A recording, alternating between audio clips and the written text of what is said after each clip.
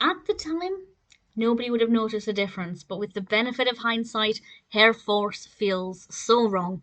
This is a 1944 Warner Brothers Merrie Melodies cartoon directed by Freleng, and we have Mel Blanc voicing Bugs Bunny. And I have to say, I actually really enjoyed this one. Kind of. There were things about it that didn't feel right, with, as I said, hindsight. But the narrative itself was pretty fun. Bugs Bunny is out in the cold and it's snowy, and this dog will not let him indoors. And I'll talk more about the dog in a moment. But the dog wants Bugs Bunny to stay outside, but then guilt gets the better of him, and he brings the bunny inside thinking that he is frozen, and the two of them are at head to head throughout the entire thing, winding each other up, obviously trying to get the other one out of the house so that they get all of the warmth and, of course, all of the attention of the owner.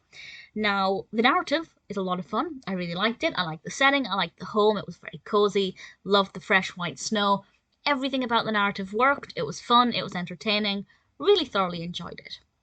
Where it didn't work, and it's not the cartoon's fault, and you'll know what I mean when I explain this, the dog is called Sylvester. This is a pre-Sylvester the Cat cartoon. And I don't know if they had meant for this dog Sylvester to become a recurring character, and then they decided to change pace and make Sylvester the Cat.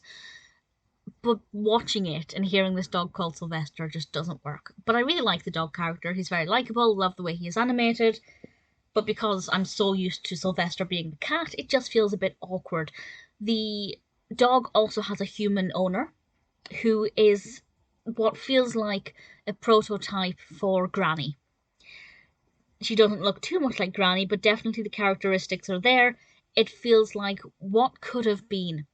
If they didn't change Granny's appearance and if Sylvester was a dog, this is what we could have expected. And it works very well, it really does. But when watching it in hindsight, it's just really awkward. It's like watching the Hare who came before Bugs Bunny, who sounds like Daffy and laughs like Woody Woodpecker. Once you know all of those other characters, with the benefit of hindsight, maybe benefit isn't the right word, but with hindsight it just feels weird. But that aside, I really thoroughly enjoyed it. Just be mindful that it's a little bit awkward. And brilliantly directed, of course, by Freleng. Music by the brilliant Carl W. Stalling. I really enjoyed it, had a lot of fun with it. If you're a fan of Bugs Bunny cartoons in general, I think Hare Force is one that you'll really enjoy.